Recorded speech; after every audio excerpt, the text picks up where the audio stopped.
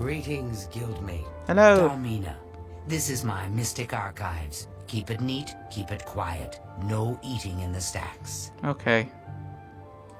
You don't have any. Farewell. Are these spell tomes or are these just books? These are just books, aren't they? Yeah, I think yeah. So they're not teaching you spells. What's Barrow's speech? Destruction! Yay! I'm wary about reading this. 30, how long is it? 12? Well, 11 pages, 10 and a bit. No, if it gives me a boost, that means I've actually read it. So we're going to read this. Response to Barrow's speech by Malvisor, Battle Mage. On the 14th of last seed, an illusionist by the name of Berevar Barrow gave a very ignorant speech at the chantry of Julianus in the Imperial city. As ignorant speeches are hardly uncommon, there was no reason to respond to it. Unfortunately, he has since had the speech privately printed as Barrow's Speech to the Battle Mages, and it's received some small, undeserved attention in academic circles. Let us put his misconceptions to rest. Barrow began his lecture with an occasionally factual account of famous battle mages from Zurin Arctus, Tiber Septim's Imperial Battle Mage, to Jaeger Tharn, Uriel Septim VII's Imperial Battle Mage. His intent was to show that where it matters, the Battle Mage relies on other schools of Magicka, not the School of Destruction, which is supposedly a Battle Mage's particular forte. Allow me first to dispute these so-called historical facts. Zurin Arcturus did not create the golem Numidium by spells of mysticism and conjuration, as Barrow alleges. The truth is that we don't know how Numidium was created, or if it was a golem or atronach in any traditional sense of those words.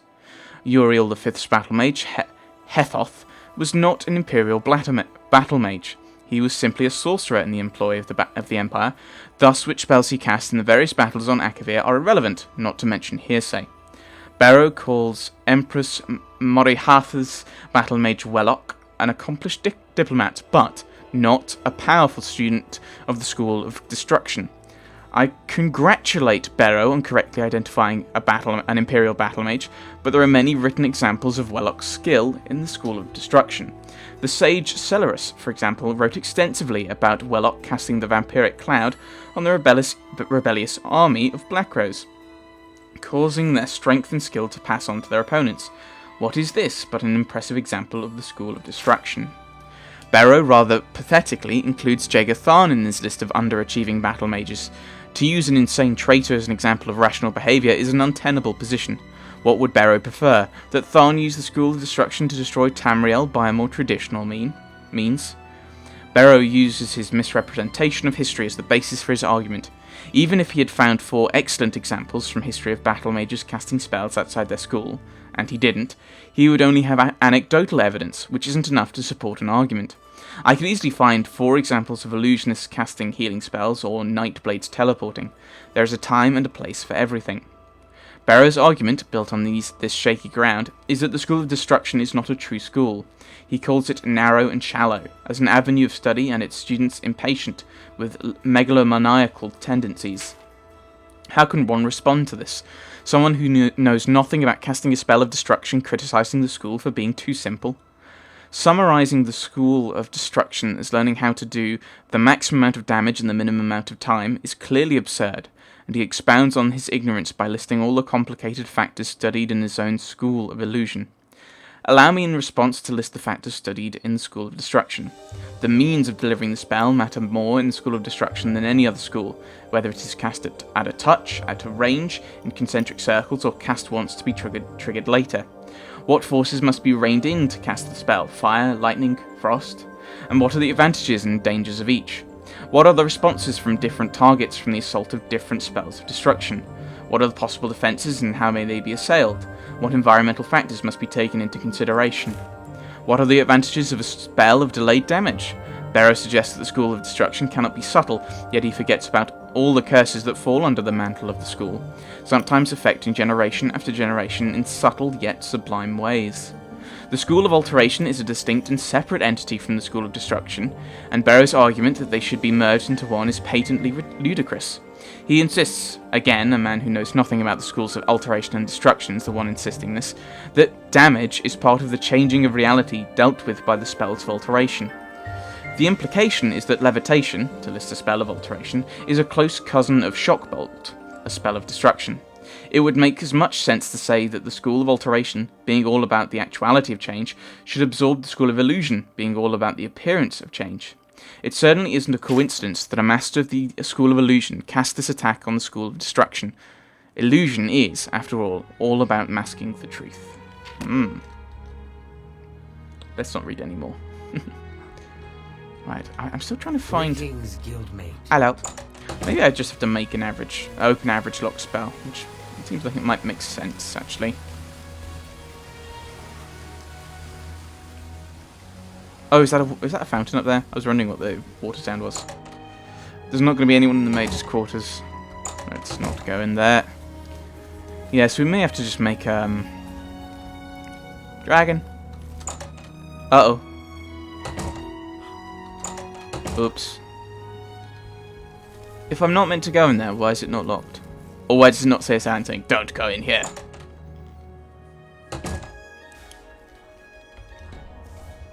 Hello. A pleasure to speak with you. Yes. No. Goodbye. I'm sorry, fella. Right, not... No.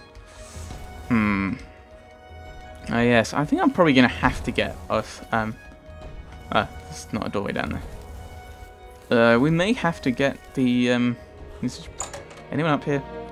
Yeah, we may just... I might just make it... Oh, you're an apprentice. I keep forgetting that apprentices...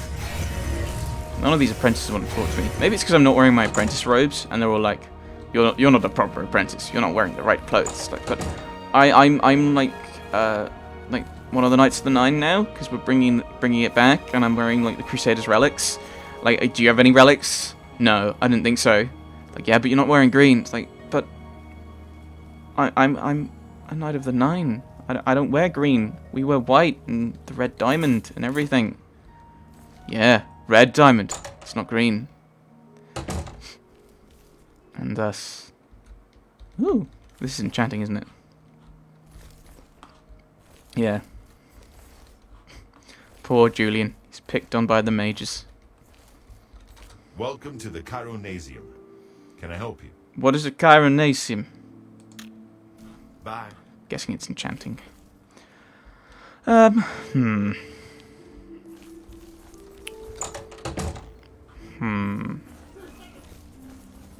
I'd assume that you could use the soul gems there to enchant, but maybe you can't.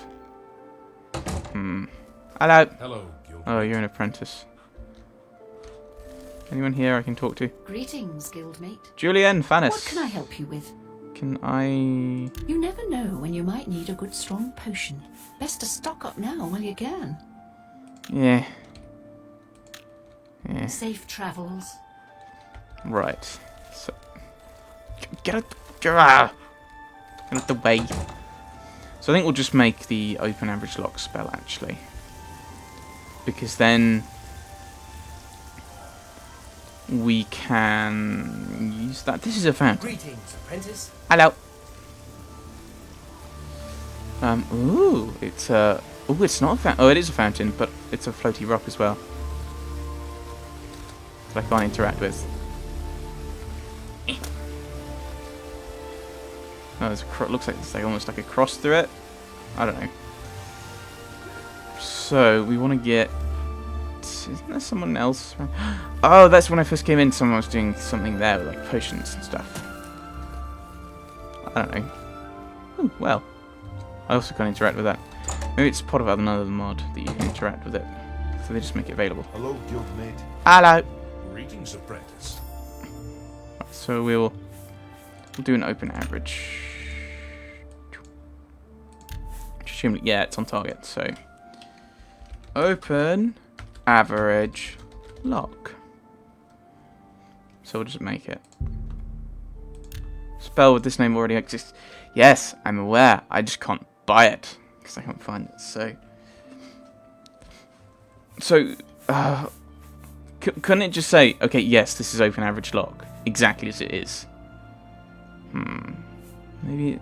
Okay, so average open lock. Precisely average. Create a new spell by changing a name. Yay!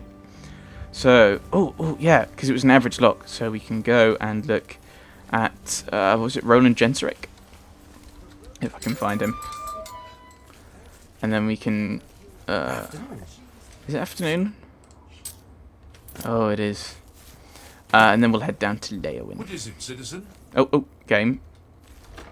I don't think it doesn't seem to like the Arcane University. I think it's the way the lighting is done and everything. So yes, so we'll head. Oh, this is the Arboretum we'll be heading into, Temple District, which is attached to the waterfront. So then we'll have a look for the. Come on, brain. Come on. We'll look for the ferry. So we'll do this, then we'll look for the ferry and head to Leowin. I think that makes sense. And that'll be good for the plants. Right. Which I think it's pretty much straight ahead of us, isn't it? Well, not straight ahead. It's this one. Around here, isn't it? Is it this one? No. Aha. Let's switch to average open lock, which would be under A.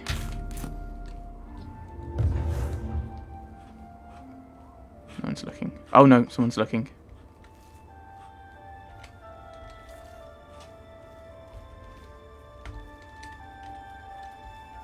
Who can see it? Oh, there's a guard over there. Ooh, Greetings, Imperial. you look like a mage. Why have you come to me? Do you wish to know more of the divines? Or perhaps you are seeking a blessing? So you're a priest of the divine? Indeed I am, child. I preach the ways of the 9 divines, spreading the knowledge to those in need of faith. Of late we have entered dark times, and I fear they will not end anytime soon, and the people are in short supply of hope. I can't do it. I don't know why I haven't done a Khajiit. I do what I can to maintain the peace, but in the end all of our fates are in the hands of the gods. Yes. Right. Gotta wait for this guy to go past. He'd spot us. Tum-de-tum-de-tum. Speak. Don't. Please go away. Not that I'm up to anything, but please go away, Mr. Guard. Better bling. So that's Ugh, hard lock. Probably could have made that. We're not going to steal anything. We're just trying to. There we go. Just trying to find out evidence about where he's gone. Hand size. Handbill. Handbill. When you need protecting, wear armor made of the best defense. We will keep you safe from the sharpest blades. Three Brothers Trade Goods has a sterling reputation for honesty. We will always pay what your trade goods are worth, and always charge you a fair price for what you buy. There's a letter. Oh, shopping list. Side of beef, onions, corn, meat, 3 loaves of bread. Okay.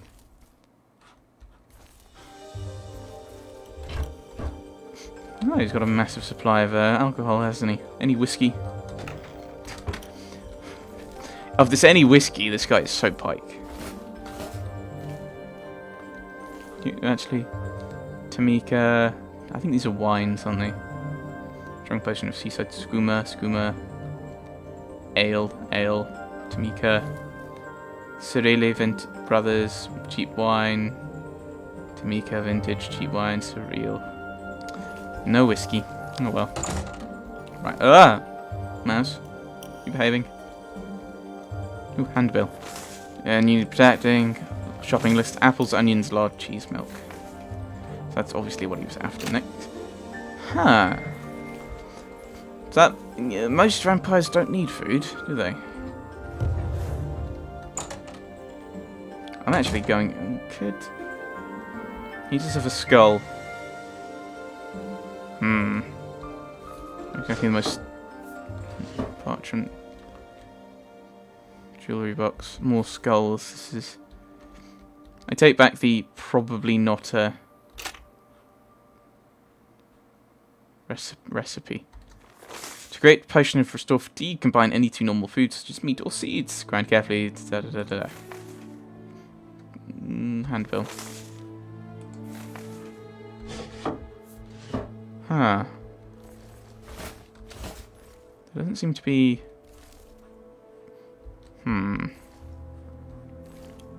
Maybe I need to get into these chests.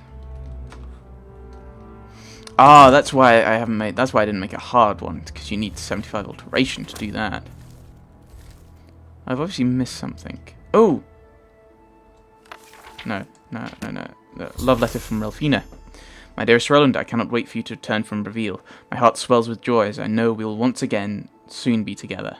I yearn for you every night that I look beside me in my bed, and you are not there. I wish I could have taken the journey with you, but I understand that these are dangerous times, and I would only slow you down. When you return, perhaps we should get away from the chaos of the Imperial city. Let's go back to that old cabin in the woods, the one where you said we would always be safe from the world, the one where you took me in your arms and sang songs of moonlight and happiness, the ones where you said, I love you. Hurry, my love. Oh no. Good, I can move. Mentions a cabin where the two of me is located. How do I know this? It's located east of the Imperial city. Okay, so I assume that there's going to be some note, some other note around. And then it's like, oh, yes. How did it, of course. It points towards the east. I don't know where it'd be. Oh, obviously he's going to have a journal by his bed, obviously. Around here. So there's like a little side table. Oh, no, on here. There's a little journal that we read and it talks about he remembers the cabin. So if I click here, it's going to tell me. Oh my goodness. Far too zoomed in. Why are you so zoomed in like this? It says the east of it. Yeah, this is... Okay, oh, is that the Imperial Isle? Like a separate place or something? Technically. Right. I mean, yeah, seeing the food and everything like there and all the shopping lists make me a little suspicious. Obviously, it could be these hiding, but I think we've met enough people where it's been a pretense that someone else is a vampire. Oh, actually, if I go to the waterfront, I'm actually... walking into light lampposts. Have done that in real life. It depends how soon you catch yourself. How painful it is. So... Ooh. You have my ear, citizen.